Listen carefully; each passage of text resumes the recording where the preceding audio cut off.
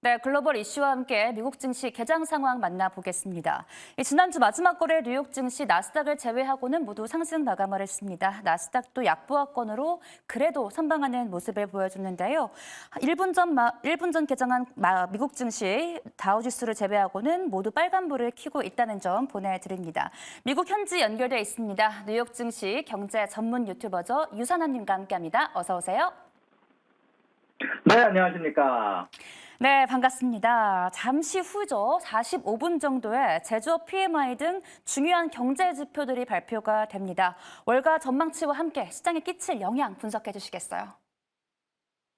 네, 일단 오늘 스케줄들은 말씀하신 것처럼 제조업 PMI와 ISM 제조업 지수가 나오게 됩니다. 사실 이번 주 내내 노동 지표가 지속적으로 이어질 예정인데 사실 저번에 나왔던 노동 지표들이 전체적으로 예상치를 하회하는 지표들이 나왔다 보니까 과연 이런 움직임들이 지속적으로 이어지면서 골디락스의 움직임을 끌고 갈지 아니면 경기 침체 우려가 나오게 될지 아니면 다시 또 서비스 지표나 노동 지표가 반등할지 꼭 이번 주 내내 지켜봐야 될 지표다라고 생각이 좀 들고요. 말씀해 주신 것처럼 그리고 시장 지금 당장 개장을 했는데 현재 엔비디아와 여러 칩 관련된 제품들이 굉장히 주식들이 굉장히 크게 올라가지면서 주식시장을 견인하며 현재 나스닥은 플러스 0.85%로 아주 힘차게 시작을 하고 있는 모습을 보여주고 있습니다. 네, 현재 엔비디아 3.3% 정도 강세 흐름 보이고 있다는 점 보내드립니다.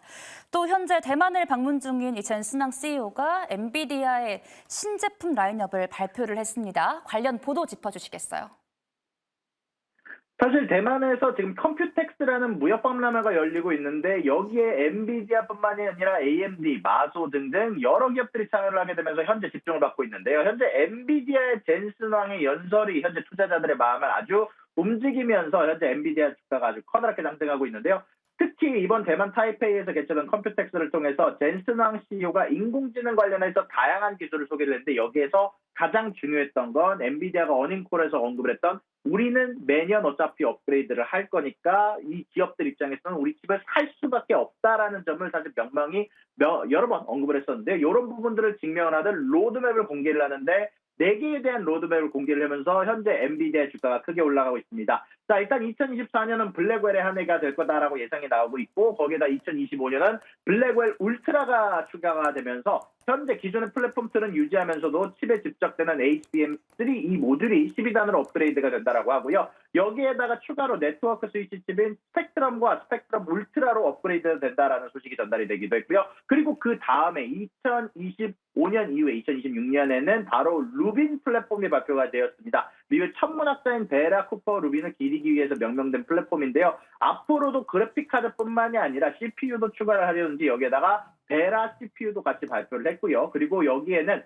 HBM4 메모리를 사용해서 더 빠르고 효율적인 처리가 가능해진다는 언급이 되어 있습니다. 그리고 또한 이것 이후에는 바로 루빈 울트라 GPU를 선보일 예정이다라고 발표가 됐는데요. 12개의 HBM4 메모리를 사용할 소식이다라고 전달이 됐고요. 간단하게 이렇게 매년 2023년 호퍼, 24년 블랙웰, 2025년 블랙웰 울트라, 26년 루빈, 27년 루빈 울트라까지 매년 엔비디아는 플랫폼을 단순화해서 데이터 센터 규격을 유지하면서 성능을 극대화하려는 방향으로 발표를 했고요. 그리고 인텔의 전에 틱톡 전략처럼 2년 주기로 설계를 바꾸고 호퍼에서 블랙웰에서 루빈으로 올라가는 동시에 울트라라는 기종을 발표를 하면서 매년 칩을 업그레이드하는 방향성으로 발표를 하게 됐고요. AMD 쪽에서도 바로 이 컴퓨텍스 대만 박람회에서 출연을 했는데요. 여기에 대해서 반격을 하듯 AMD 쪽에서도 새로운 칩을 발표를 했습니다. 이제 매년 또 새로운 칩을 우리가 엔비디아에 도전하듯 발표를 하겠다라는 부분을 명확히를 했고요. AI 반도체 시장에서 80% 점유를 하는 엔비디아와의 경쟁을 위해서 출시 주기를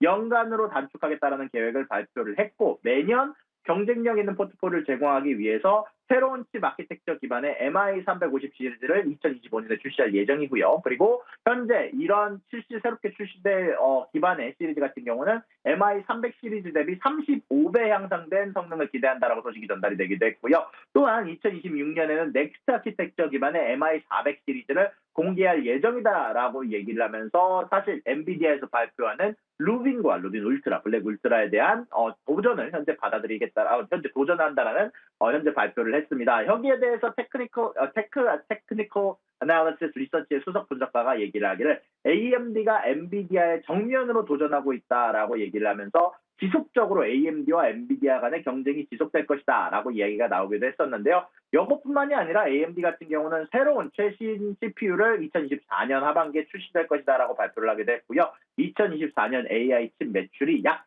40억 달러에 도달할 것으로 예상이 된다라는 부분들을 발표를 하기도 했습니다.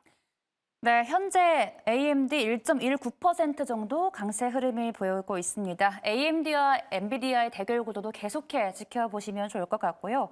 또 다음 뉴스 보시면 이 대장 개미라고 해야 될까요? 이 로어링키트가 오늘 또 본인 계정에 어떤 사진을 올리면서 오늘 프리마켓에서부터 밈 주식들 급등세를 기록했다라고 합니다. 도대체 어떤 사진이었을까요? 네, 현재 로어링키트 같은 경우는 게임스탑 그리고 AMC 등의 민주식 열풍을 일으킨 개인으로 알려져 있는데요. 현재 이 트위터에게 오랫동안 잠잠했다가 요즘 들어서 다시 또 사진들을 올리기 시작했는데 이번에 올린 사진은 리버스 우노라는 이제 역전이라는 카드를 올리게 되면서 게임스탑 주식이 또 장전에 약 70% 주식이 오르고 있고 AMC 주가도 20%가 넘게 오르는 부분들이 나왔습니다. 키스길 같은 경우는 자신의 레딧 계정에 2,500억 원에 해당하는 게임스탑 주식과 옵션을 보유하고 있음을 보여주는 스크린샷을 게시를 하기도 했고요. 요것들을 통해서 현재 게임스탑들의 주주들이 다시 또 뭉치기 시작하면서 주가가 크게 오르고 있다는 소식이 전달이 되기도 했습니다. 네, 그리고 또 워렌 버핏이 이끄는 버크셔 해서웨이가 매주 13조 원어치의 미국채를 사들이고 있다라는 CNBC 보도가 나왔습니다. 이유가 무엇일까요?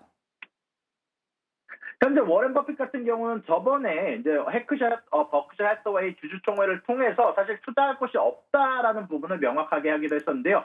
그것에 증명하듯 이번에 초단기 미국채 발행분의 총 3%, 217조 원어치를 워렌 버핏이 보유 중이다라는 소식이 전달이 됐습니다. 현재 1년 이하 초단기 미국채비의 3.3%를 보유하고 있다는 것은 매주 13조 원에 해당하는 돈을 투자를 했다는 소식인데요. 현재 이런 부분들 관련해서는 아마 지금 당장 주가가 조금 어느 정도 고평가가 된다라는 부분을 증명하는 게 아니냐라는 소식이 애널리스트 사이에서는 언급이 되기도 했었습니다.